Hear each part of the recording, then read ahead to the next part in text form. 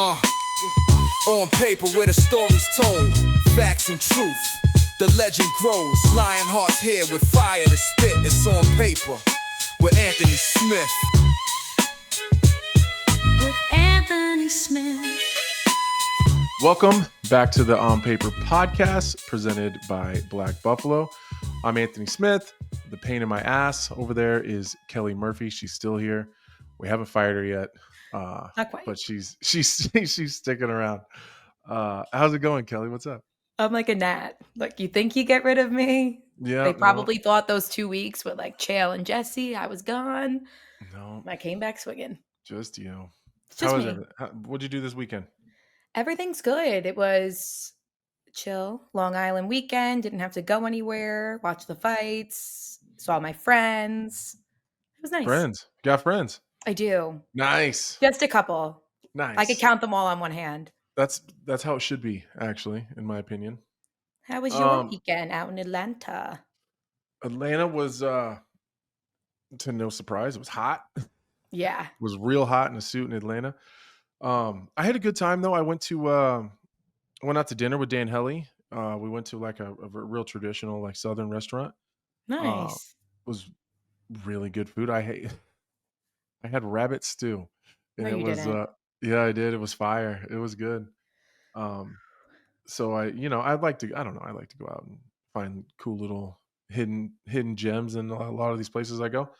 So I did that. Yeah, did the pre-shows Friday and fight Saturday, and then flew home. And then yesterday was Father's Day, so I did a little Father's Day golf thing with some of my friends. We do that pretty much every year.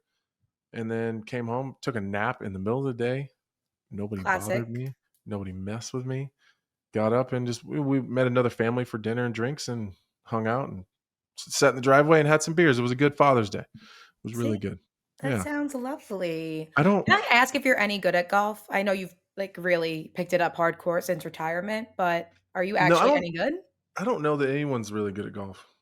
Well, I don't know that I know anyone who's really good at golf. I feel know like people you're that using that as a coping mechanism for not being good yourself, but I'll allow. Absolutely. Proceed. Absolutely. Yeah. I know people that are better than other people, and I'm sure like pros are really good at golf. But no, I'm not. I've been taking golfing lessons, and it's going really good while I'm in my lesson. Like when I'm at the place where I do the golf privates, it goes really good there. I'm pretty much like could play on the tour while I'm there. As soon as it's like a real life situation on a golf course, it's just I've spent a fortune on golf clubs because I've convinced myself that what's the club? It has to be the club. That's the problem. It's the golf club. It's not the player. He's really good in the gym. Like in practice, he kills 100%. Everybody. Oh, I'm telling. I was just about to crack a really bad joke and I can't. Oh no.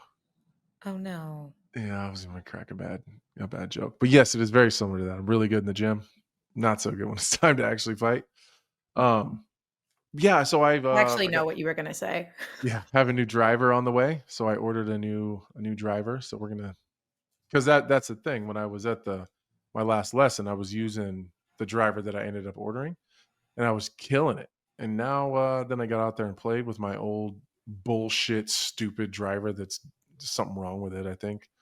Obviously. So yeah, I'm figuring that out. I'm trying to think of like I don't really have a whole lot going on. Like just work and fights and kids and I feel like if Scotty Scheffler used your driver at the US Open this last weekend, he would have came in first. I don't think so. Honestly, but it's gotta be the driver. It's the club.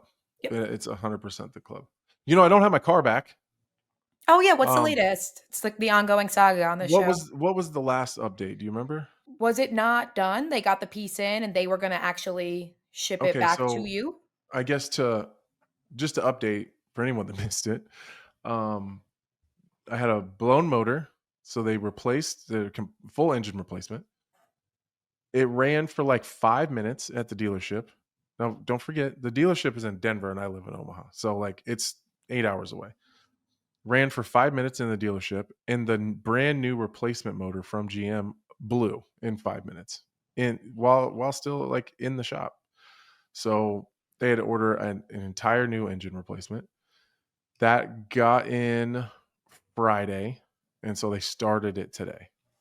So Are you now not at the point with this car where maybe we I move just need to get it on? back so I can dump it. Okay. Like as soon as I get it back, it's gone. I just need it here so I can get rid of it. But yeah, as soon as it's bad juju. And it fucking sucks too because I like that car a lot. Yeah, as soon as that thing gets back, it's fucking. The worst part is now I don't even know what I want like to replace it with, so that kind of sucks. But so I had this. I don't know that anyone really cares about this story, but I'm gonna tell it anyways. I've been struggling with this dealership because they're just a pain in the ass. And I can't get them to answer the phone, and like I call and they don't call me back for like 2 days because I'm just trying to like be updated so I know what the hell's happening because I still have to get it shipped here. So, but the like GM, like their customer service has been fantastic. Like anytime I call, like you might be on hold for a while, but as soon as you get someone on the phone, they're fucking great. Like I don't know, I've been really happy with GM's You customer can live service. with being on hold if you're getting a response. Facts. Yeah, 100%. And so they're great. They're into like fixing whatever problem you have in the moment and like trying to make sure and they get people like they'll assign you someone and then that person will always call you back. Like they're hard to get a hold of, but they'll always call you back right away. Sure. So, but the disconnect is between GM, like their actual main customer service, and the dealership that is working on the vehicle. Like they're not like the same. So I'm on the phone. Where was I at before I was in Atlanta? What fucking event was before that? Jersey. I was in New Yeah, Jersey. Jersey. So I was in New Jersey and I was in my hotel room on the phone with the customer service. And this lady was super cool, crazy helpful. Like we were on the phone forever. And I'm complaining about the You guys are like dealership. buddies by the end of it. Yeah. Like I'm like saying like, I can't even answer your questions because like, the dealership won't talk to me. Just then the dealership beeps in like on the other line. So then I like, hey, hold on a second. They're actually calling. So I answer the phone call. And he's like giving me the fucking runaround and like he's kicking me, like he's kicking the can down the street, like he's blowing me off. I was like, actually, hold on a second. And so I fucking merged the calls at the same time. I just merged Party them. trick. Yeah. Yeah. I don't remember that lady's name. The guy's name is Tony, but I don't remember the lady's name. And I like said her name and she said, yeah, I'm here. And I said, Tony. He goes, yeah. And I go, hey, I was actually on the phone with like corporate customer service for GM. And he like his whole fucking attitude changed. So then she just battered him back and forth for like 10 minutes and like got every question answered that I needed. And then kind of like read him the riot act because they won't respond to like GM's messages to get me reimbursed for a bunch of other things. So yeah, it was funny. It was really funny, but like he was not super pumped that I just happened to be on the phone with her at the right time. And I don't know. And then afterwards, he got off the phone and I said, hey, I'm really sorry about that. Sorry, I kind of just cornered you. And she was like, no, I don't really care. I'm glad we got that figured out. It was We got to dope, bring the though. muscle in. Yeah, it was dope. It was like the perfect timing. So now So that we're that still a car story, short in the Smith household. I'm still one car short. All right. We'll figure it out. I want to do things a little bit differently today because I know Kamaru Usman fought, he won. We'll definitely talk about that. But as usual with you, I start seeing your name in a bunch of headlines. I'm like, what is he saying now? Am I going to have to address it on the podcast? Obviously, some weirdness in that Bellato Paul Craig fight. Oh, yeah. You had a lot to say about what went down there. We're going to be joined by Paul Craig in a couple of minutes here to talk about it himself. But before we get to Paul, give me your overall thoughts on what went down in that octagon. I'm usually pretty I try not to be too harsh on people, but John Anik has long said that I'm the UFC's most critical analyst. I have the ability to, and I know a lot of you get upset. You're like, he's always saying something. Like, guys, listen, that's my job. But my job is also to tell you the truth, at least the truth how I see it. And if I'm just fluffing everything for you and I'm not giving you an absolute answer on a lot of things, you guys aren't going to care what I'm talking about. Because could I say, well, he might have been hurt and we never, you guys don't want to hear that bullshit. You guys have eyes. Everyone that like, you can make an opinion for yourself. Like you can look at it and say, this is what I think. And that's my job. Like they ask the questions and I just answer it. And if I fluff it or I sit on the fence, you can find anybody to be a fence sitter. So I get that like some people do get upset, but that's if we're just pulling the curtain back, that's why I'm in the position that I'm in. That's why I have all the jobs that I have. It's because I'm not afraid to just be honest with you and tell you the truth of how I see it. Bellato was faking. Paul Craig, I thought, looked pretty good in that fight.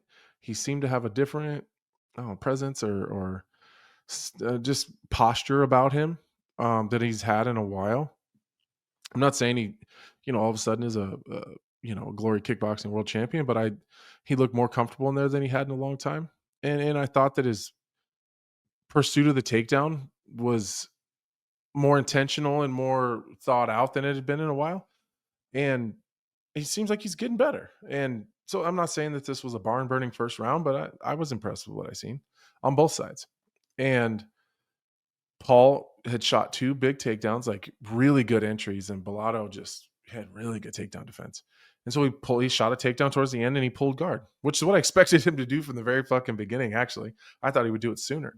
So I'm actually just impressed that he forced the issue in other places first. Bellato was postured, but was on one knee. And like he was trying to throw some ground and pound. And well, Paul Craig is a very tall, rangy fighter, but he's also very flexible. So he's able to pull his knees real tight to his chest.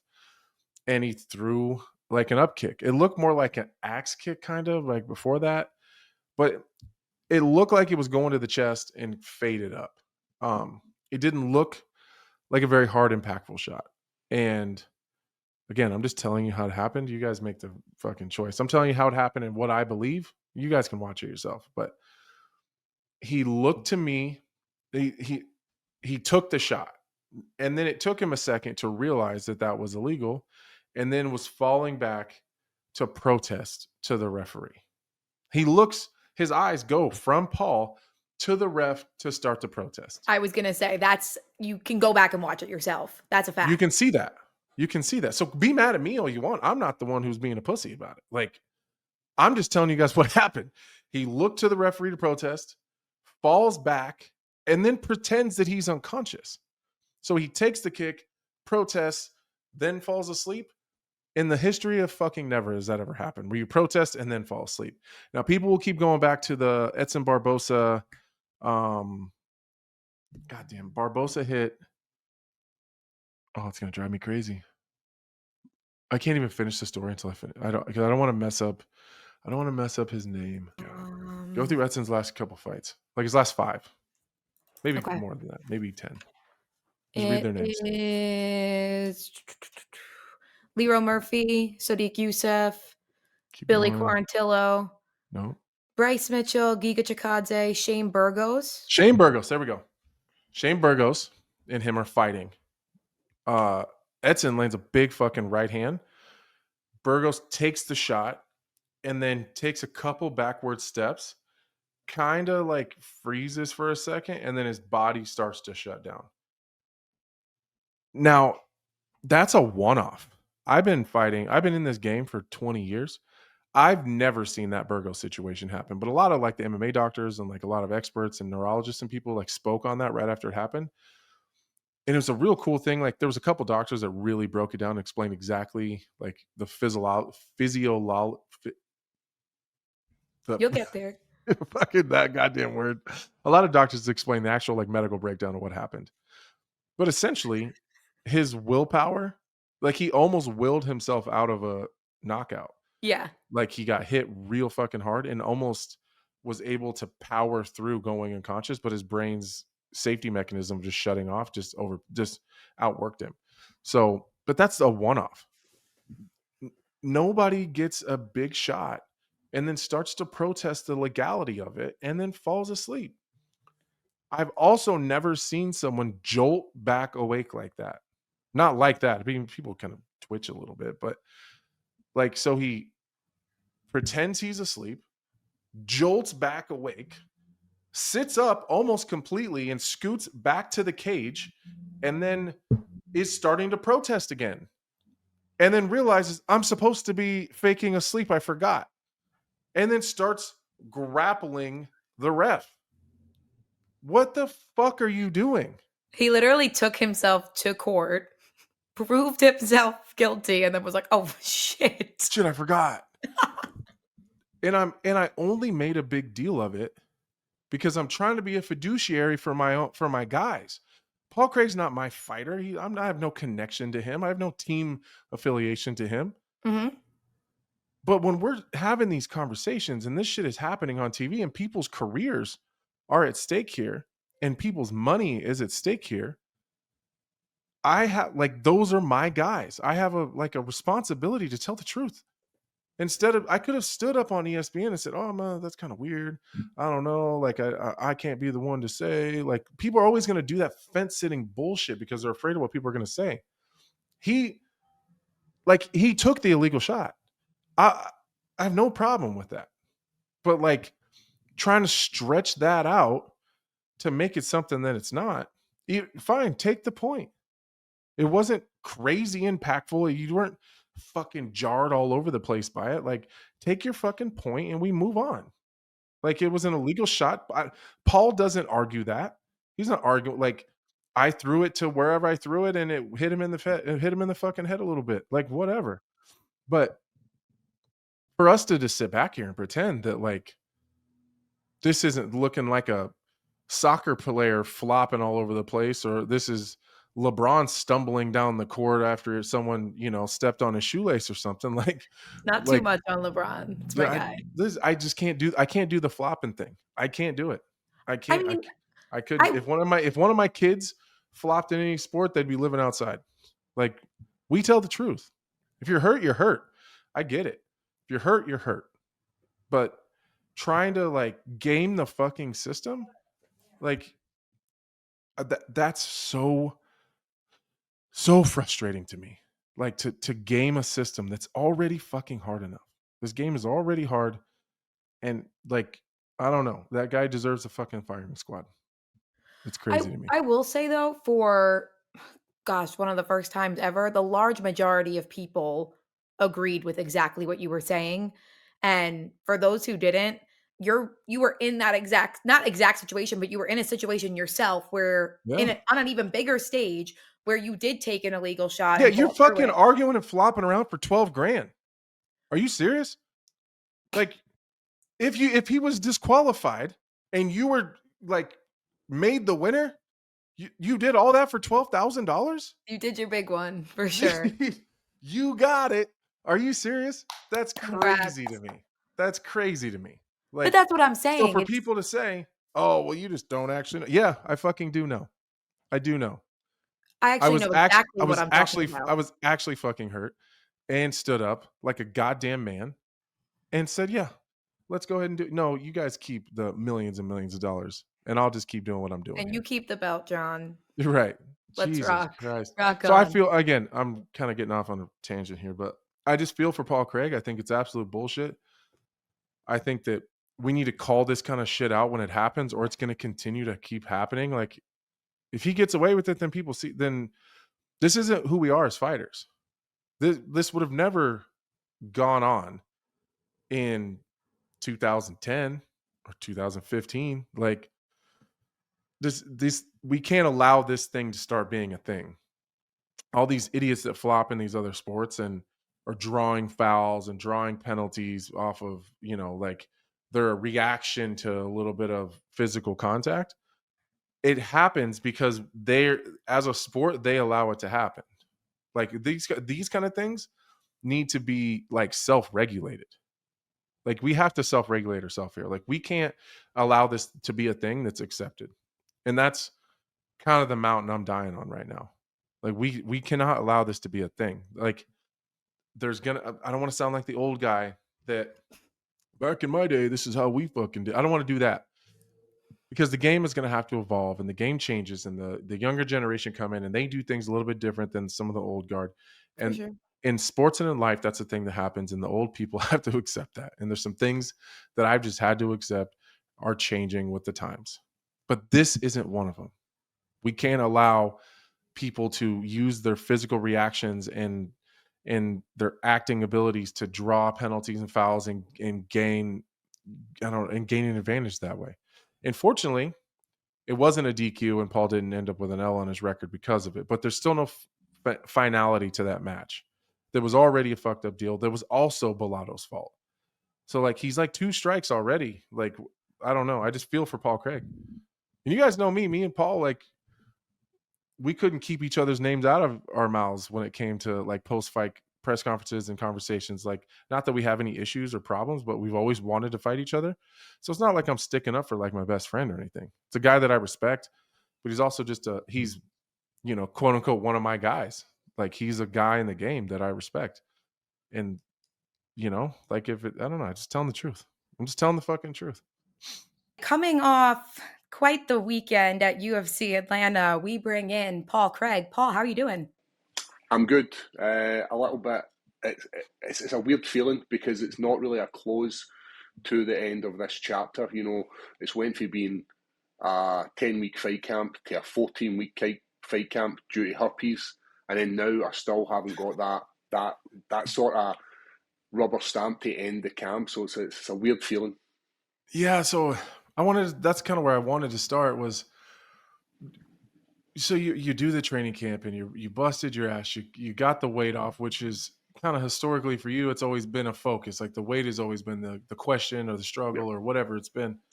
You do that, and right before you guys walk, you don't get to finish that story. Did you stay in the States for that additional month, or did you go back home? I had to come back home. Like for me, it was fine to stay out in Vegas for 4 weeks, but I can't ask my team to do that because they've got families as well. Yeah. So when we had confirmed the date after that, as you said, it was a weird night. It's the first time that's ever happened. Herpes, like never heard of a fight being cancelled for herpes before. So when I left Vegas and I was still in fight camp, it felt weird. Waking up the next day and going back in the diet, still taking all my medication, like my vitamin C, all these kind of things we take during fight camp. And then you come back home, try and convert your time back again with regards to the jet lag for 3 weeks, and then head back out to America for another week. It was weird. It was a new challenge, but it was horrible. It genuinely was one of the worst 4 weeks of my life because you're asking your body to do more than it's already done. Because when you've completed a full camp, your body's already broke down. Like a lot of guys, when you ask them the question, "Oh, how was your fight camp?" they're always going to say the same thing. They're never ever going to tell you the camp's been terrible. For the first 10 weeks, it was fine, and like the wee niggles you'll deal with them when it comes to the fight. Like hands are all beat up, knees are sore.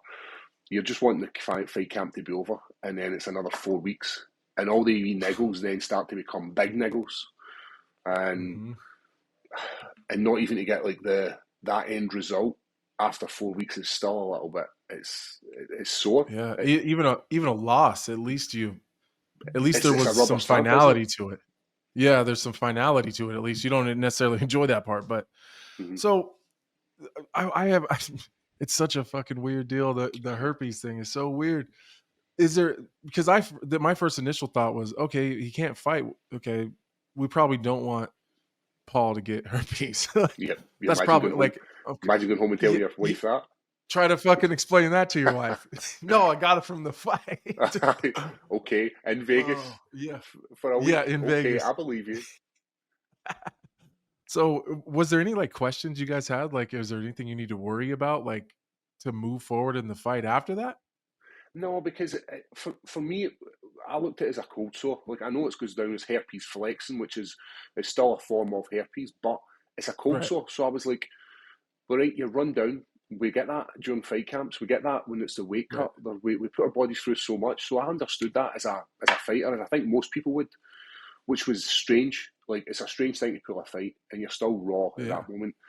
But what's more stranger, pulling a fight for herpes or the acting that went on Saturday night? That was... Yeah, that's where I'm going next. Yeah, I wanted to just kind of see, really not make it so much about him, and just seeing how you were able to get through just the fight cancellation, the additional 4 weeks, and then you guys finally get in there. And I thought you looked good, man. I really did. I thought that just he's a big, these big, powerful, young, Yep. explosive guys are the guys like us. We're gonna have to just kind of we have to weather it a little bit and just wait till you can take the edge off of that sword just a little bit. I thought you did great. I thought the entries on your takedown look better than I've seen them look in a long time. Now he's a big, huge fucking guy with big, powerful hips, so those are going to be hard at our weight class no matter what. But the entries look good. And then the guard pull on the last one I thought was fucking beautiful. And then the weird up kick happens, which didn't look like it was that hard. It's hard to tell when they're on one knee, but they're postured. So they could have been squatted down and it would have been the same head level, And then he starts fucking the rolling around and the fake. And in the moment, did you feel like he was as hurt as he was pretending when it first happened initially? Well, when I initially threw that kick, I was aiming for his collarbone. I was looking for these parts of his body because that's where his posture was. Now, if he comes into that kick, we'd spoke like when we have the referee's brief, and the way I explained it to my friends who were like, "What was the outcome of that?" Like, if we go to punch someone and they move their head into the line of your shot, if it's a grounded opponent, and we punch them in the back of the head, that's not necessarily our fault. That would be a warning. Listen, the referee would go, watch the back of the head. You would then choose a second shot, which wouldn't be hitting the back of the head. And resulting in that would then be a point deduction, or it would be a deliberate foul. But in my eyes, I was aiming for this collarbone, like hitting this chest area, creating a little bit of space. And I'd still believe to this point that I'd hit him in this sort of area. And then there was this sort of like, right, but he wasn't a downed opponent because it's all happening so quick. He's moving into my shot. And then the referee's like, listen, it's under contention. Go and stand in your opponent's corner. And I look over at Dominic Cruz and I give Dominic Cruz a thumbs up to be like, was that good? And Dominic Cruz goes, he's a wee bit unsure about it. Yeah. Because they're watching the replays. I'm watching it as well. It's coming through the big TV. And then the referee then comes back over me and says, listen, he can't continue. But at this moment, I'm turning around and I'm seeing him. His acting at this moment looked like, oh my God, this is either something really serious or this is a well-played moment. Because in my head at that point, it still wasn't a heavy headshot. Yeah. And then I then watch back the footage and I'm like, right, I can see it does look like it's a deliberate foul. Right, I get it. This is probably a good outcome because he looks like he's pretty seriously hurt. Remember, this is still in the heat of the moment. And then I get out and I do my interview and I'm still not really seen a proper replay it. But the more I go back and I watch this, and the internet then divulges it and shows you, like, slows it right down, and then they're like, look at this moment, and take away from my foul, right? If it's a foul and he can't continue, then that's fine, that's a separate thing. But to go out the way he went out, and to watch that footage, and I said it in a previous interview, I don't want to think of fighters being weak and looking for a way out. We train so hard for this. And if we think about, you could have easily become the champion with an illegal headshot, but it wasn't how you wanted to win that belt, was it? And for me, I believe all fighters are like that. We've all got honour. We all go into the octagon and we step on the mats with respect and honour. So I don't want to think about that, but the more I've watched it, the more I'm leaning towards that. So I talked about it on the post show, and they slowed it down and they zoomed in, and there's people. I mean, it kind of went kind of crazy online since I talked about it, but that you can see as soon as the kick lands, you're right. Like you can tell you were aiming for the chest, and it just kind of slid up on the way in, and he's looking to the referee, almost seeing like, did you see what he just did? And then realizes, oh, maybe I can. And that's the shitty part for me. It's the same way. I would like to believe that everyone has honor and would do things the right way.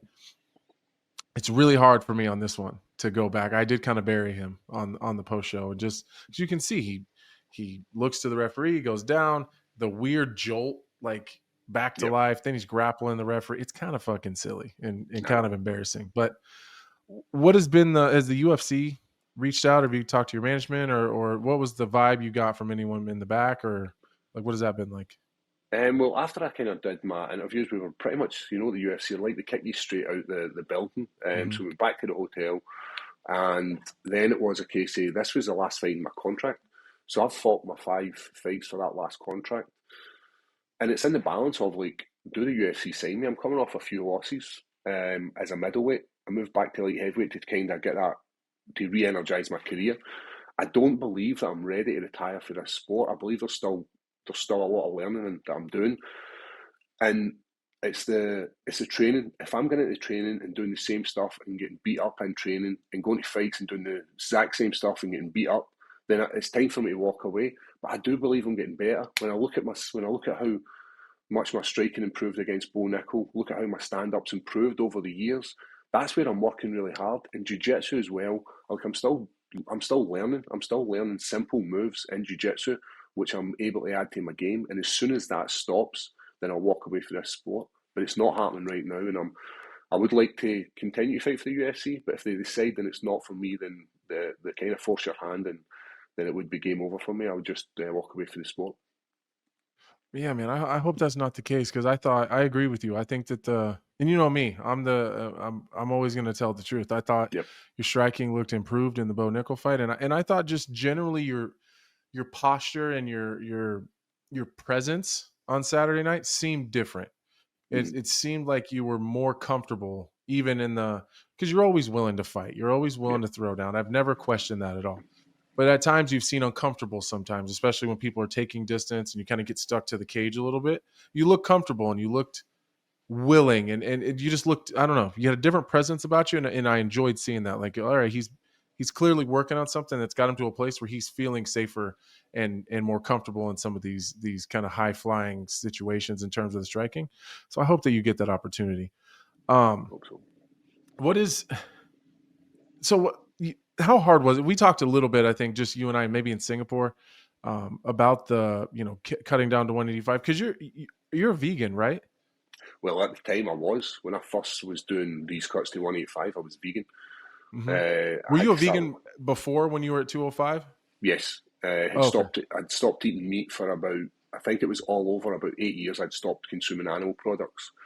And then when I became middleweight, the nutritionist was like, listen, Paul, this is unachievable. We can't keep going to middleweight if you don't have any animal products. So we then started introducing milk, and then we started introducing eggs. And for the last fight camp, the nutritionist basically read me the riot act and was like, Paul, we can't maintain the muscle mass and the energy output if you are only consuming beans and pulses. He's like, you need to start eating meat. And then I had this long think about why I was being vegan and why I was being vegetarian. And I then started thinking, you know what, I'm in my mid-30s. I've only really got one last push at being a UFC fighter. And would you like to be given it not your all? Like, I work hard in training. I do a lot of conditioning, do a lot of mental prep work. I do a lot of research, reading, all this kind of stuff. Why would you not try and improve your nutrition? Why would you not try and get the best of it? So for the last 2 camps, I introduced meat back into my diet. So I started eating red steak. I'm still a little bit off of chicken. I won't eat fish, but I've started introducing red meat. And I do believe it's made a huge difference. And maybe that's mentally why I feel that little bit more confident in my ability, because I'm consuming the right food. And I do believe that for the last push in my career, I kind of need to have everything out on point. I'm an older athlete. I need to make sure I'm tip-top condition. And one of the things I had to do was have meat in it. But the weight cut itself, as a middleweight, it was tough. We're roughly the same size. We both made this middleweight cut. The game, I don't remember when you were doing it, it was the science wasn't really out. Yeah. We were kind of like stumbling at it. Like, how did you used to wake up? Well, we drank loads of water. We reduced salt. We reduced calories, and that's how we got there. So there was no science. That was it. There was no science base. So now we've got like a UFC PI. I work with Boxing Science, who are like top notch at their game. So not only are they fueling me properly, they're also making sure that the food's nutritious as well as delicious. And it made a huge difference making that cut to middleweight, but it was still horrible. And there came a point where you're thinking, why am I making middleweight? My quality of life's terrible. I wasn't able to enjoy anything nice with the family. when we used to go out for food, I would have to go to certain places. The food would be terrible, and then it became less about eating and more about just fueling. And that's like being 36 and no enjoying life is not cool. And then I developed a really bad eating disorder. Like I'm not. It's left now. It was because of the diet and the situation is why I had an eating disorder. And I'm happy to talk about it because at the time I was embarrassed by it because I'm like a grown man who's got an eating disorder. Whereas you think predominantly these kind of things are linked with young girls who are under pressure to fit into these kind of things. But for us as fighters, we're under the same kind of pressure. The first thing you look at a fighter when they step out onto these scales or they step out onto that mat, you look at their shape and you go, oh my God, look at the shape of him. And I think a prime example is like Jamahal. You think about Jamahal after he blowed up after one of his fights and everybody went after him. So of course, we're going to worry about our weight, how we look. So all these things were, and then from middleweight, it was like I had to have, I think I was on something like, I want to say 2,100 calories for like 8 weeks in comparison to like now I'm on like 3,500, 4,000 calories a day. Yeah, that's crazy. So the difference is, so just living, and that's why I made that move to come back up to light heavyweight. I also believe there was an opportunity for me to be like have an opportunity to get back in that top 5 and be in that mix for that title contention. And I still believe that's still there. That drive and that will is still there. But Saturday night obviously put a little bit of a break on that. Yeah, no, I agree. I think that there's some really good opportunities. There's great fights and great matchups. I think the division's in a really cool place for you to jump in, especially with your game. I mean, I think people forget like you have finish wins over Jamahal Hill, former champion, submission win over Ankalaev, and like I've been in there with that guy. He is a pain in the ass. Even being a jiu-jitsu guy myself, I had a tough time even trying to get to a spot because he's so cautious. Which I would imagine is probably your fault. He's probably super cautious now because he's like, I'm not, probably thinking I'm not. That was the thing. You get too confident. You get far too confident in the moments. But when I look back on that fight, I look at there's like quite a few positive moments in it where I was able to take him down. I landed some I maybe lost every round, but I landed some really good stuff. And I'm still learning. Like, see, at that point when I was in the career, I'd only ever been fighting for like 3 years, and like as an actual fighter. I had not a lot of experience. I'm fighting one of the best guys in the world at that time, even though he wasn't signed to the UFC. So I'm still learning, still getting better. I still believe I've got a little bit something left in me. Well, since you kind of went through back-to-back training camps, how long until you want to get back? Or do you, if everything goes right and you get a new contract, you want to get back in there pretty quick, or you want to take some time and just relax? Because it does suck. You only get half your check. And so like you've done two fight camps essentially for one paycheck. That sucks. I know. And they didn't give me my whole paycheck for that last the fight, even though it was not my fault. I'd still made weight, was still ready to walk. I didn't receive my paycheck for that. So ultimately it was one paycheck for 2 fight camps, and you'd still pretty much all the same expenses. You still had to do the travel, you still had to do you still travel twice, you still had to get your whole team there. So but I never get into this for financial gains. Obviously having a double win would be magic, but I'm looking to get out pretty soon. I seen Jamahal didn't want to go to Baku, and I'd say to my manager, I'd take that fight in a heartbeat. I've shared Octagon with Khalil Rountree before, and I would love to share it again with him. But I'm not a signed UFC fighter, and I've got some cycling to do this weekend. So I've got a 4-day cycle. Yeah, tell me about that. Yeah. So what are you doing with the cycling thing?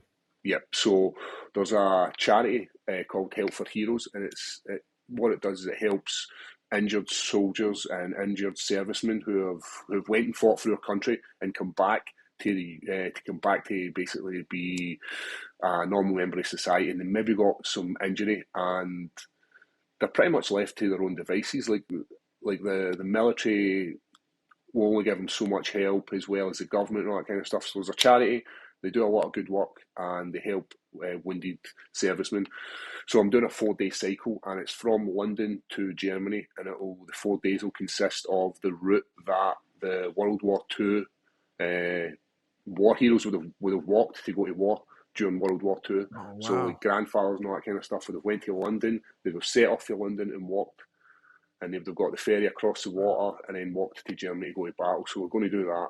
I'm going to document it, and I'm going to put it out as like a mini behind the scenes of my cycle. Nice. Where are you going to put it at? Just like on your social media or like YouTube? Yeah. So I've got a podcast I run with my friend. It's pretty much just your standard MMA podcast where we'll break down fights. The onus is not really on the MMA. It's more about it's more about a cultural podcast, I believe. Like where we'll have a chat, we'll talk about what's been happening, and we'll break it down with like some Scottish banter, if you will. So we're going to put out on that, and it's going to be under the Leather brand. So I'm looking forward to it. Ideally, I would have had it. We would love to share it on here. Yeah, we'd love to share it on here, and we'll definitely send people to it and get a link and all that stuff. I think that's super cool. Yeah, like we've got a good platform, and we can use it for good as well as bad. You know, you can use it to, you can use this platform to help people. You can use it to like break people down and break down people's. I'm trying to get the word I'm looking for. Like insult people and break people down, but for me, I'm going to use this to help a good charity, and they do a lot of good work, and that's kind of thing it's inspiring me to doing this. It was meant to be. I was meant to have 4 weeks after my fight, and then I would have done the cycle. Yeah. But unfortunately, I was fighting, and we're fighters first. So I went, right, you know what, I'm going to fight. Worst case scenario, I end up with some really sore legs after the fight, and I'll still be able to cycle. If guys can go to war, then I can do a cycle. It's just pushing a pedal up and down. I can do that for 4 days. It might hurt, but I'm definitely going to do it. So my legs were a little bit chewed up from his low calf kicks, but with a little bit of pain. So I'm just going to grim and bear it. But I think the issue with cycling is going to be not so much the muscle fatigue and the ability to produce the energy to pedal the bike. It's going to be sitting in that seat. That seat is like a bit of razor. It just gets stuck right up your butt crack, man, and absolutely destroys it. And stuck in your own thoughts for 4 days. That's tough. I think that's kind of cool. That's the hardest part. Yep. So that's what I'm looking forward to, being in my own head, and it's a cool challenge, and 4 days is something different from what we normally do. Yeah, that'd be cool, man. I'd love to. Maybe someday I'll do something cool like that. All right, dude. Well, you get out of here and you get to your cycle. Make sure once you get all settled and stuff, man, and you get that that little the documentation of it and all that stuff. We would love to link a link to it from our podcast to yours so people can watch it, man. That's super cool. So I appreciate you. I appreciate you coming and hanging out. And fuck, man, I hope you get re-signed soon and we can get something back on the books, because I'd love for you to go back and get a fight with anybody and get this shit finished and get some finality to it. So the last thing you want to do is leave this sport on like a weird ending. Do you want to leave it? You want to leave it with a definitive stamp. You want to leave it in your own terms, and that for me wasn't my own terms.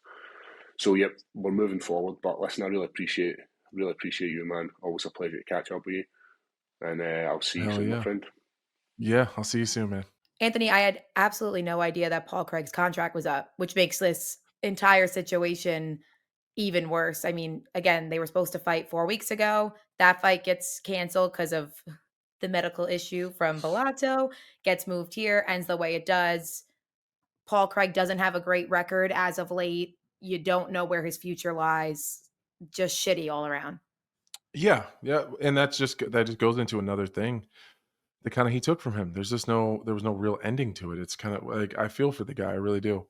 So I hope that gets worked out soon. And even if maybe they don't want to sign him, who knows, but at least give him one more, just to give him a proper send off, proper opportunity to show what he can do back at 205. Warning, this product contains nicotine. Nicotine is an addictive chemical. Black Buffalo products are intended for adults aged 21 and older who are consumers of nicotine or tobacco. If you're 21 or older and use nicotine or tobacco, it's time you charge ahead and join the herd with America's only credible smokeless tobacco alternative, Black Buffalo. Now available at thousands of best-in-class retailers like Wawa, Circle K, Sheetz, Love's, Pilot, Racetrack, and more. Black Buffalo was established in America in 2015 to honor the ritual and tradition of dip without the tobacco leaf or stem. Black Buffalo's long cut and pouches are made of barn-cured leafy greens that dip and feel like traditional products, all with food-grade ingredients and USP-grade nicotine. You're in good company with the Black Buffalo herd. Brand ambassadors like MMA Hall of Famer Cowboy Cerrone, professional race car driver Ryan Blaney, and country music star Larry Fleet all proudly dip Black Buffalo Tobacco Alternative, an American brand built on authenticity and respect. If you're looking for a real dip experience, long cut or pouches, go to blackbuffalo.com to join the herd. Use their store locator to find a retailer near you or ship products directly to you in most states. Black Buffalo Tobacco Alternative. The future of dip, honoring the past. All right, I want to get into the main event. Kamaru Usman back in a big, big way. It looked like a vintage Kamaru Usman performance. I thought it was a pretty straightforward 4 rounds to 1. He had control time in the first 4 rounds. In round 1, he had 4+ minutes of control time, which is just, again, vintage Kamaru Usman. His first win since 2021, which is kind of crazy when you think about it. The last time we saw Kamaru Usman get his hand raised was UFC 268 against Colby Covington, which is just wild. You were there. How did you think Kamaru looked? I see the I see the criticisms that people are that you didn't really want to strike a whole lot, and then you hear some of his post-fight interviews saying like he just wanted to go in, wrestle, get the win, and get out of there. And that's honestly what I seen. I seen a guy that was only really using a couple of his tools. He wasn't super committal to the striking game. I thought he did some things that were really, really high level and really hard to notice if you're not really paying attention. So I was actually really excited to get here Monday and like talk about it. There was in terms of just his striking, he really did his homework on Buckley's movement and how he exits. Kamaru didn't really take a whole lot of steps backwards, and he did something really cool. Like he would Buckley would sprint and Kamaru would retreat. And then he would immediately take space right back. And then Buckley would sprint and he would retreat and he'd immediately take space back. But like every third or fourth time when Buckley would sprint, Kamaru would hold the ground and jam him. So he was giving like some unpredictable reactions to the offensive output of Buckley, it's very intentional. He's doing that on purpose. And I couldn't, at the very beginning, I couldn't figure out why. I was like, oh, that's different. Why is he doing that? And then it was to mix up the level changes. And they weren't like, even in real time, it was looking like he was kind of diving at his legs. And like, although they weren't really well timed, in my opinion, he was kind of just powering through the takedown. But then I watched the fight again this morning, like just trying to figure out, like, he did something different there and I couldn't figure it out. So I went back and rewatched it again. He's timing Buckley's, like when he gets his feet together. So instead of being right foot forward, left foot back, or left foot forward, right foot back, like in a traditional stance, almost every one of those diving takedowns was when Buckley was circling out one way and his feet were like he was squared. So he was almost like in a shuffle. And so Kamaru was just going around both of them and just capturing, like collecting both legs. He just was doing it from further away because he had to get to it fast. That's so fucking smart. It's so fucking smart to like that's a Trevor Whitman thing. Like that's got Trevor Whitman written all over it, where Trevor says, well, what about when he's circling here? Look, his feet are squared and he's kind of in a neutral stance. Boom, that's a perfectly timed takedown. But like the first 3 he got were just like that, where like he'd start to come in, he'd feint real hard. Buckley would go to exit. Feet were square. He was in a neutral stance, and then he'd just collect both the legs. It was so smart. And then like the ground and pound stuff, not the ground and pound, but like the top control stuff was really, really intricate detail. So, and again, I don't know if people actually care when they listen to this stuff, but if you go back and you watch it, there's a few things that he did and it was a rinse, wash, and repeat. And it's really high level, but it's really subtle and it's hard to like really pick up on if you don't know what you're looking at. But if you're a guy that's on the bottom and your only goal is to just stand up and you don't have a jiu-jitsu game, and if you do have a jiu-jitsu game and your game plan is only to get back to your feet and you're not looking at attacking or anything like that, this is so smart. Like Kamaru he stayed in half guard for almost the majority of the time. Every once in a while towards the end of the round, he would move to mount, but he never passed to side control. There's a reason that like top control guys do that. And it really comes down to the athleticism and the explosiveness of the person on the bottom. So anytime he would kind of end up in a side control situation, he walked right back to half guard and let Buckley have his leg again. The reason they do that, it forces a technical get up. When you're in side control, think of Derek Lewis. How many times have we seen someone on top of Derek Lewis, side control or mount, or like one of those two positions? And Derek Lewis just has this crazy idiot moment where his coach is like, Derek, stand up. And he just, boom, and it's a big explosion. And he gets to his feet. That's a thing that happens with really athletic, explosive people from the bottom all the time. Sometimes it doesn't matter how good you are on top and how heavy your pressure is and how like kind of wide your base is. Some people are just so explosive from the bottom. If they just make one big movement, they create some space between you, they can get to their feet. The way to stop that is you go back to half guard. It takes all of that away because their legs have to hold on to yours. And then you have an underhook and you're in an underhook on the head. Well, if you do that, then he can explode all he wants. He's not going anywhere. So like Kamaru staying in half guard and even walking back to half guard a couple times is really high level because it's so juicy, like the feeling of wanting to go to side control, because you can do some serious shit from side control. But it's kind of a coin flip. You might lose it. So he stayed super disciplined, walked back to half guard. Then he would get him to the fence, and Buckley was doing a good job of trying to get his body along the fence so that he could get to that, like get to his right hip or whatever it was, to get his shoulders flat to the fence. And then he can start using he can post up on his elbow and then start to sit up with his back to the fence. And now he can start getting his legs involved. He can start working to his feet. That's what he was trying to do. But Kamaru, anytime Buckley would come up to his elbow, Kamaru would pick the elbow and then walk Buckley's feet back towards the center of the octagon. So it was just his head on the fence. So then Buckley would start getting frustrated. He'd push on the leg and kind of get his shoulders flat where he could try to sit up, which is way harder to do.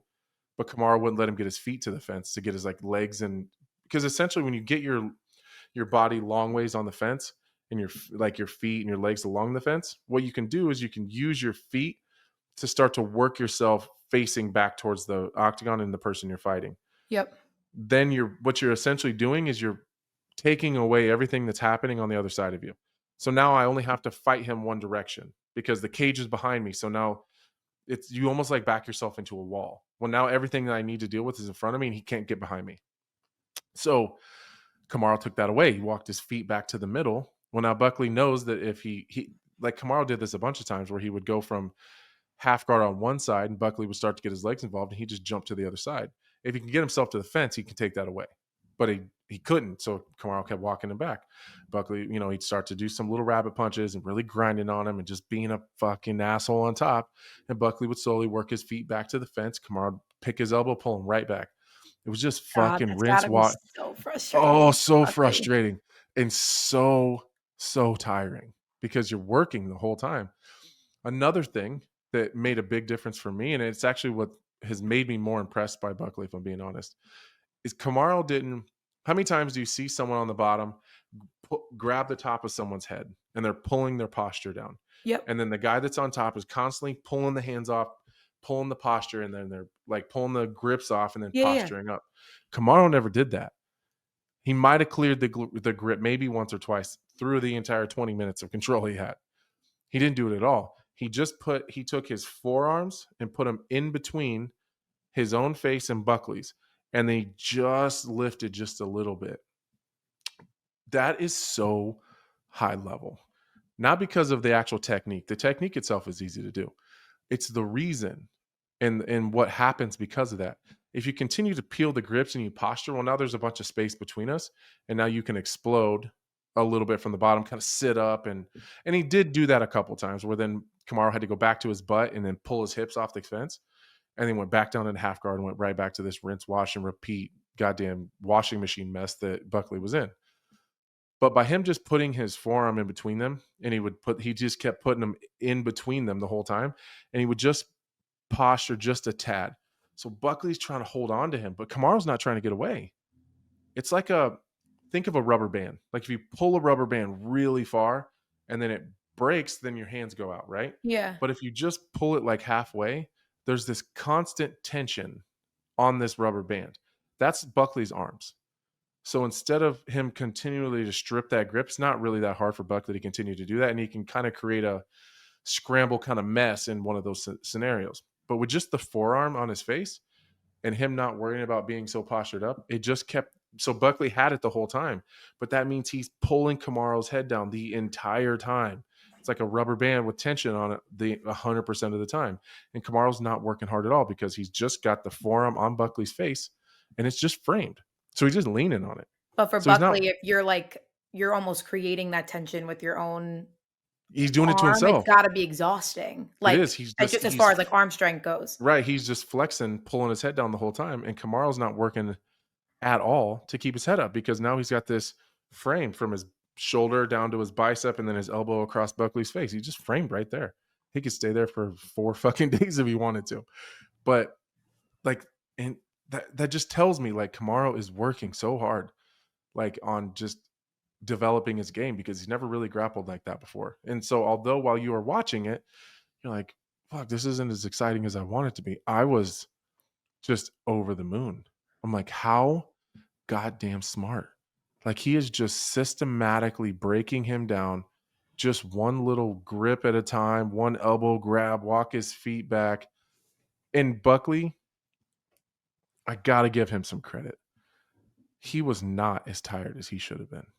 He was like, I mean, if that was having it, to deal with Kamaru like that, if that was any other man, he wouldn't have stood up after the third round. He'd have been too tired. Yeah. I was so impressed with just his fitness. He was in such. I mean, he won the last round. shape. It was obviously too little, too late, but he won. Well, it was fast. He was explosive. He was. I mean, it got to the point where, like, in the third or fourth round, Buckley really stopped trying to get up because he tried harder and longer than most people would have, and wasn't successful at all. He wasn't even close. And I was just so impressed. Like, look at this. You fucking go, dude. Like, that's badass. He's still got the fire. He's still got the willingness to fight. He's insanely conditioned, and he's always just one shot away. So, like, Kamaru was never really he safe. wasn't trying to get up to like conserve energy and hopefully land that one shot? No, he was frustrated. He was Sure. he had run out of options. He tried everything. He really did. I mean, that guy went through the Rolodex of ways to try to get to his feet, and Kamaru was just too good on top. Again, it's probably crazy to everyone else. It was one of the more impressive performances I've ever seen from Kamaru. Might be the most impressive, just because of the way he stuck to a plan and just systematically broke him down through the entire time. It was so smart. I mean, I didn't find it as boring as a lot of people were making it out to be. It was. I've seen Kamaru be more boring than that. Like, I never think that Kamaru is going to go out there and it's going to be this crazy, exciting, flashy kind of fight. Like, this is not his game. Exactly. That's not what he does. And I was fairly entertained. And you were right. You made a good point last week when we were talking about this matchup, and you said Kamaru doesn't fight that often. He doesn't take a lot of fights. So he's got to feel relatively good about a matchup if he's going to take it. And I know it sounds silly to say because he's got 3 losses coming into this fight, but 2 were for a title, one in which he was beating Leon Edwards every single minute of that fight until the last second. And the second one, a lot of people believe he won.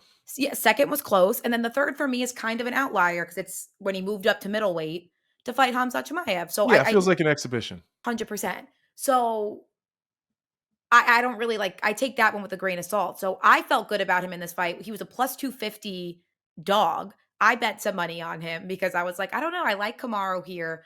And he showed out. And like I said, I didn't think it was as boring as a lot of people did. What I do want to get to with you, because I think we do have differing opinions here. If whatever you're about to say involves Kamaru Usman not getting a title shot, then we can just skip right past it. Are you serious? Oh, because give that man whatever he wants. Listen back 3 episodes when you were talking about how much you love Islam Makhachev moving up to fight Jack Della Maddalena. I do. There is a whole laundry list of people after him that deserve a title shot right now. Yeah, but here's my argument. And here's the problem is I won't disagree with your argument probably. Good. I'll probably agree with everything you're going to say. But when you have people that have done the things that Kamaru has done, he's on borrowed time. He's He's at the end, and he's still very clearly in a position where he can beat the best guys in the world. We don't have a year and a half to wait for him to That's not fight again. fair. That just because he's on borrowed time doesn't mean Yeah. that he should jump the line. It's his first win since 2021. Yeah, but he's done a lot of other things. He's done 1000%. more than any of those other those. I almost spilled my drink. He's done more than any of those other guys in line. I just don't think that Every the win he borrowed time has, argument is valid. I really don't I at all. can pick 5 guys that he's beaten that are singular better wins than the rest of them. Sean Brady's got good wins. For sure. But And he's Kamaru, coming off a fantastic win in London off Leon Edwards. Come on. I agree. Listen, You I can't mean, not. I mean, Leon Edwards is not the best one right now. Okay, if Leon Edwards is the best win, that's 2 of Kamaru's last 3 losses. That doesn't count. You're like the Nate Diaz fan base. I state a fact.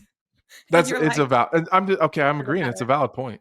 Sean Brady is the one that's actually harder to. You brought up the one tough one that's hard to argue. That's a hard one. Everyone rewind 10 seconds and listen to that again before you It's a comment great on argument. my It's a end. great argument. I just still think that if you can make a Kamaru Usman title fight and it makes any sense at all, I think you do. I don't think you can put him ahead of Sean Brady. I could say you could put him ahead of Shavkat because who knows when Shavkat's going to be back from injury. I don't True. think you could put him And above I Sean think you Brady. put him in front. I think you put him in front of Ian Gary. Yeah, I could see that. The one person I cannot see him jumping is Sean Brady. The one that I feel like they would jump the easiest is Sean Brady. If we're just being honest. It's crazy. Like like if we're talking, if you put Sean Brady, Shavkat, Kamaru, and Ian Gary all in a box, and you were like to hand them to the matchmakers and say who, like, put them in a list of who's more likely to get one. Sean Brady might be at the bottom. Why? Just because of popularity? Yeah, it's popularity and style. Like maybe not the UFC matchmakers. If you just to general to people, like he's gonna be the least likely to be at the top of that list, I would imagine. If Shavkat Rakhmonov was ready to go today, you put Kamaru Usman ahead of him at 19-0? Not after he fought Ian Gary, no. I came off of Shavkat a lot after the Ian Gary fight. It's very clear that Makhachev's going to move up and fight Jack. Right. Let's say that goes down in October. Islam's not fighting again until fall of next year. Yeah, great. That's just Gives how Kamaru it lots of goes. time to rest, get some ice on his knees. But at that point, Shavkat Rakhmonov is going to be ready. So now you have 2 people more deserving of a title shot. So what, is everyone going to sit on ice until they can fight Islam? Yeah. You sound so ridiculous. Like you're I'm driving me crazy. I'm not okay. Listen, I don't work for the UFC matchmakers. I'm just telling you that is a great possibility. Like it's more likely to happen than not. So I guess I'm just trying to get with the system and just be like, this is probably a thing. I like Probably a the Bilal thing. Muhammad fight for Kamaru. I do. Oh, I know. love that. I know. Okay, if I could pick anything, if just for me, if I could pick anything, it's Bilal Muhammad for sure. I think it makes all the sense in the world. I really do. Yeah, I just don't think it sells. I mean, he doesn't either. It was the first thing he shut down in his post-fight presser. And again, I thought that was actually like him promoting it. When he kept I don't know about that. Who are you talking about? You know who's in a great situation regardless? Who? Ali Abdelaziz. Kamaru, No, for sure. Islam, Bilal, all of his clients. So yeah, big Ali's fights killing all it. around for these guys. Yeah. Before we move on to the co-main, I do want to talk just a little bit about the future for Joaquin Buckley, because I think this fight alone just shows the nature of the beast of MMA. He comes into this fight on a 6-fight win streak. Unbeaten. A lot of people think, and rightfully so, if he beats somebody of the likes of a Kamaru Usman, he puts himself right in the bag of title contenders. Obviously, he loses. And now he goes right to the back of the line because, again, this is a division we've been talking about for weeks. Now you've got Usman in the mix, Sean Brady, Ian Machado Gary, Shavkat. The list goes on and on. Jack Della Maddalena, if he loses, is still right up there amongst the top of the division. So he kind of goes right to the back of the line again after working his way to the cusp of being in the mix. Yeah. He's 31 years old. is a title shot virtually out of reach now? Like, what does he have to do to Oh get himself no, back there? no, a couple big wins. He's got a great personality. He's really popular. Yeah. He's got a great game. A couple wins, he'll be right back in the mix. I'm just trying to think of who I'd like him to fight. Yeah.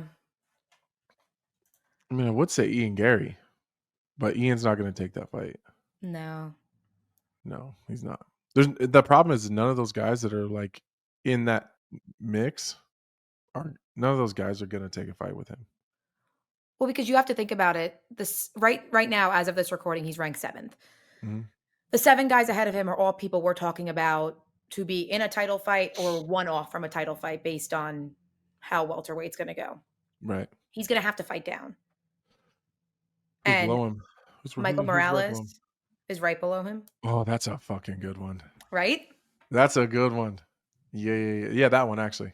Now that you said There it that is. one. Yeah, there it is. Easy That peasy. one. Yeah, That's a I good don't one. hate it. Good job, Kelly. You're a great matchmaker. Oh, thanks. Try my That's best. a really good one. Oh, imagine he beats Michael Morales too. Yeah, I mean, Like listen, another guy. he's literally right back in the same spot he was just in. It's a good point. Yeah, he I mean, doesn't you're really talking move about a well. title shot for Kamaru off 3 losses. I'm saying. Just saying. Well, one of them's an exhibition, and one of them was a dominant fight until it wasn't, and the other one he might have won. Yeah, So I there's don't some discredit questions. anything in any other division. You could probably slot him right in there. Welterweight, tougher sell for me. You're Yeah. just done. Anyways, Rose Namajunas gets another win Yes. on Saturday night. Well, let's Yeah, talk I thought she about looked Rose. good. Yeah, I thought she looked good. me too. People forget Rose got a lot of miles. It's not a young lady. She's been around a long time. A lot of words. She's still kind of turning away these up and comers, and especially again. I thought this fight wasn't as clear as some other people thought it was going to be Oh, because really? they've trained with each other. Had they never met each other and didn't know, I think that's a way easier fight for Rose. But you take away a lot of that allure and that Rose moment for people, like for these other girls who go in there and like you're sitting across from this fucking legend, this 2-time champion, and there's no like the same thing we're talking about with Nunes and Mhm. Kayla Harrison. It's just not Yeah. a clean matchup. Like if There's they had another never worse for trained it. with each other and knew nothing about each other and there was no like familiarity with each other, I think that fight would be different.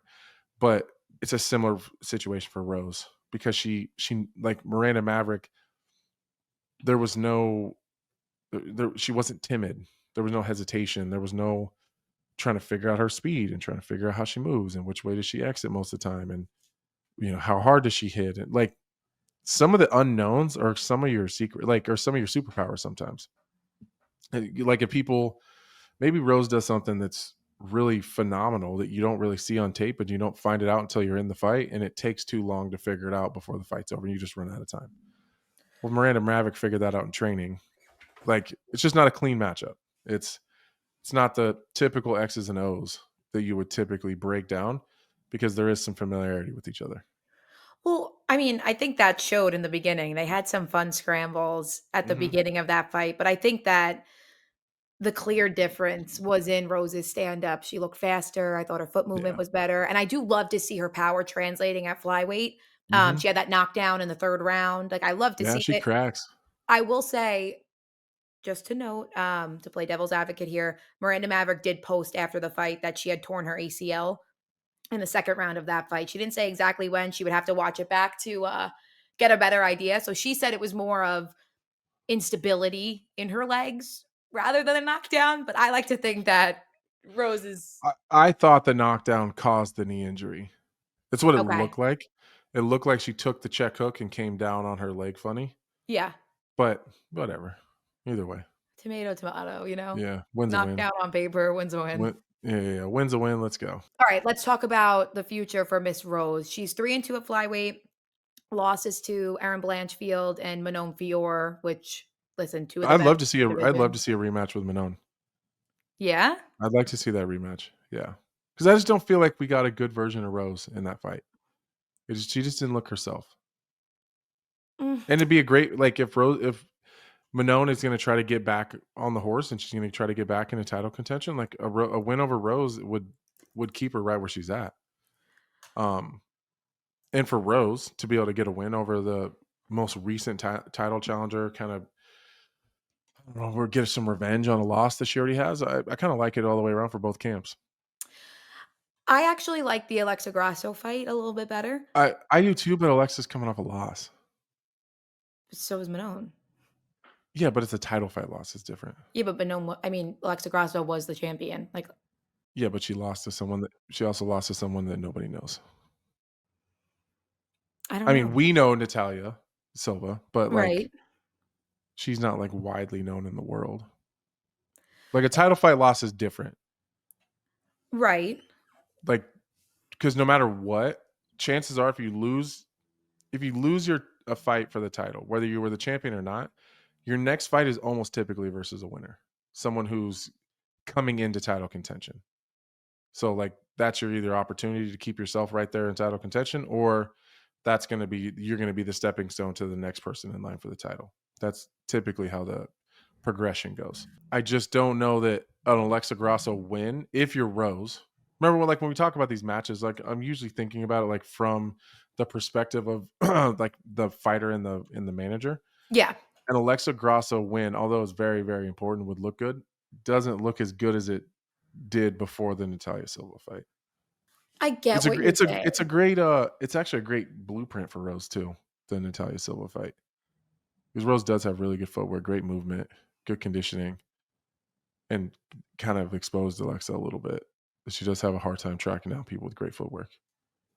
Listen, it may just be a biasness. Like I don't really like get up for a Manon Fior fight. Whereas like I think I'm more excited for like Rose and Grasso.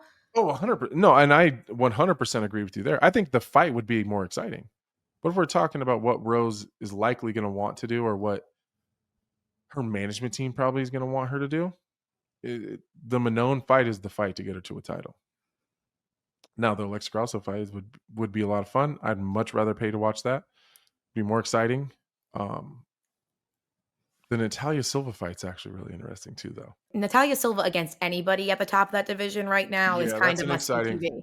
Yeah, that's an exciting fight too. That might be that one actually. That's just not going to do for Rose. I think the other fight would be the bigger fight, but not bigger. I don't want her to fight Natalia Silva. Oh, I'd love that. It'd be a good fight. Interesting. No, do I think it would be a great fight? Yes. But I want them both to fight for a title, maybe consecutively. That's true. Is there anything else you wanted to get to from UFC Atlanta before? Malcolm Wellmaker is a goddamn monster, by the way. That kid's a stud. And he got a great person. He's got a great person. You say kid, and everyone's talking about like prospect this, prospect that. I think he's in his 30s. Hell yeah. I'm still going to call him kid. 31. He's 31 years old. Yeah. No, he's super respectful. He's got a great head on his shoulders. I love listening to him. I love listening to him talk about the game and just how, I don't know, he's just got a great lease on life, I suppose. He's got all the makings of a star. He's got the fighting ability. Kid's got fucking dynamite in his hands. But he's also got he's great on a microphone. He's got all the superlatives that are kind of the making of a star. So excited to see where he goes. Cody Brundage. God damn it, my Cody. Shit. You know what? I'm not super concerned with the result though. Okay. I thought Cody and what's it? Goddamn, Mansur? Is that his name? Malik. Yep. Am I right?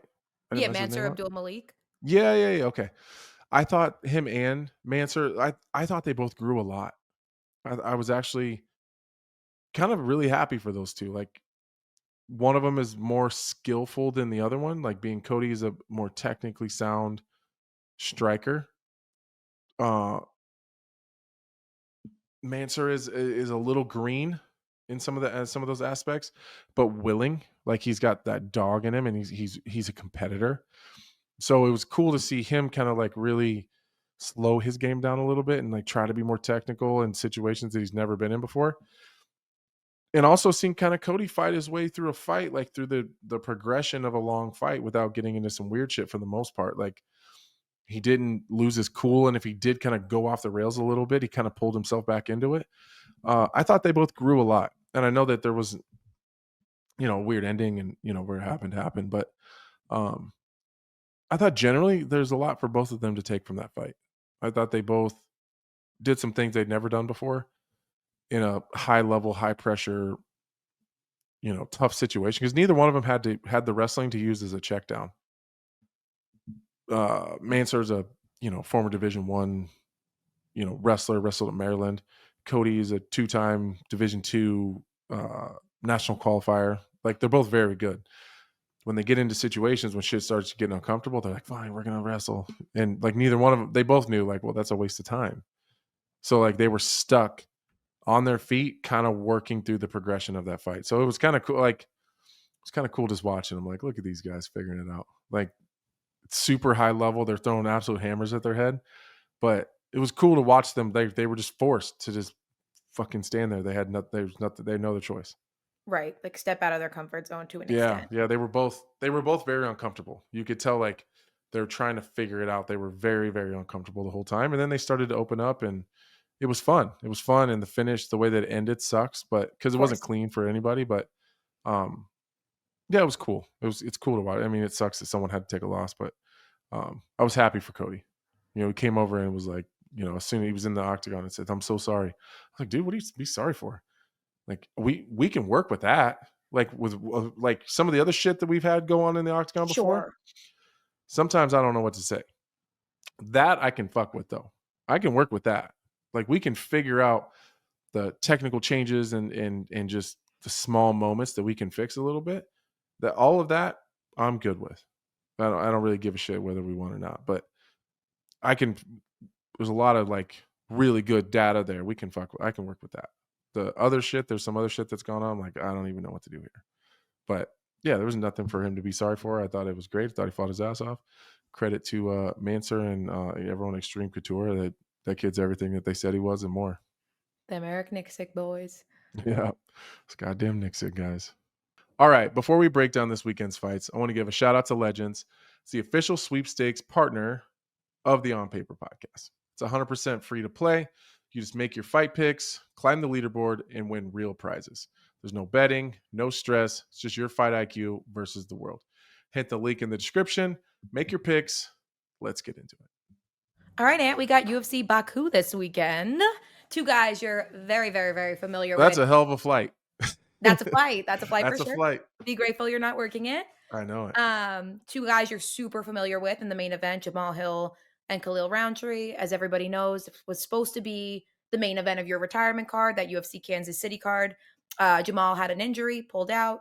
Here we are. Jamahal, a good friend of yours, training partner, and Khalil, someone you've shared the octagon with. So, we're 6 days out? How do you see it?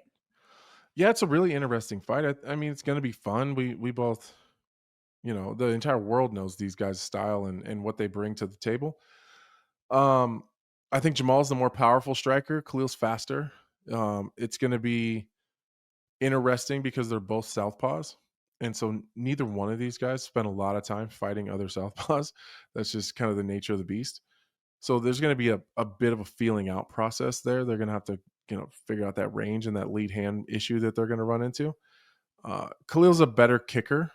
He's a more technical kicker for sure. Jamal will, but Jamal's very, very good defensively when it comes to kicks. He likes to fire, that long left hand when people are kicking at him. So yeah, it's gonna be a great fight. They're both really well conditioned. You don't have to worry too much about either one of these guys fading. Jamal's gonna be much larger though. He's way bigger than Khalil. Big. He's big, and he gets into shape, and Yeah. he uses he fights bigger than he is too. He just feels so large when you're in there with him, even just training. And I was significantly larger than Khalil. So he's a smaller light heavyweight. He's just smaller and compact. Yeah. But man, he is fast. And Jamal's gonna be right there the whole time. He's got really good eyes. So I'm really excited for this fight. I think it's gonna be really good. Quick question I have. And you might not even say it, obviously, as he's a friend of yours. Any concern that Jamal coming back a little too fast?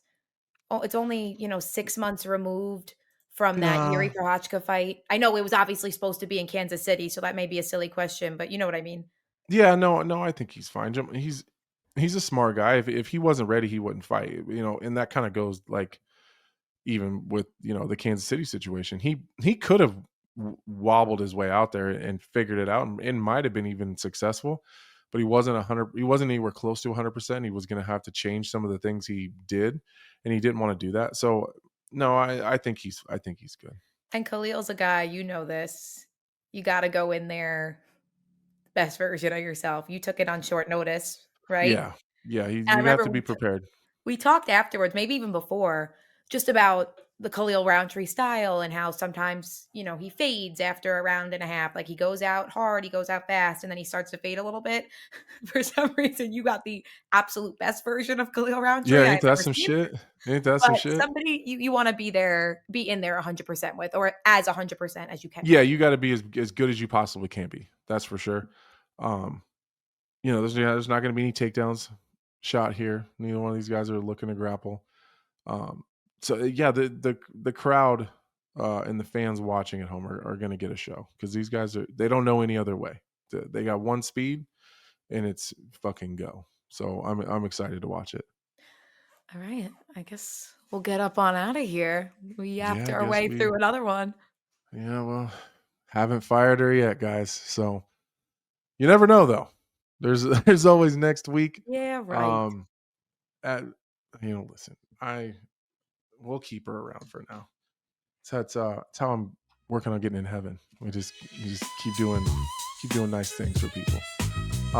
We appreciate you guys. It's been fun. It's a bit of a long one this week, but I felt like I had a lot to say. We had a couple guests. Make sure that you share, subscribe, share with your friends. Leave a comment. Let us know how we're doing. Let us know what you think. Send some questions. We're always keeping those things in the bank for opportunities we get with a little bit of downtime to answer them. And yeah, you guys have a great week, and we'll see you next week. We partner with HomoFight Picks to get you the most accurate and well-researched fight predictions. They do all the legwork so you can focus on winning. Picks will be sent directly to your phone via text or email. It's totally up to you. The second we upload them. Use code Lionheart to get 7 free days at winnable.com/HOF picks. That's WINIBLE.com/HOF picks.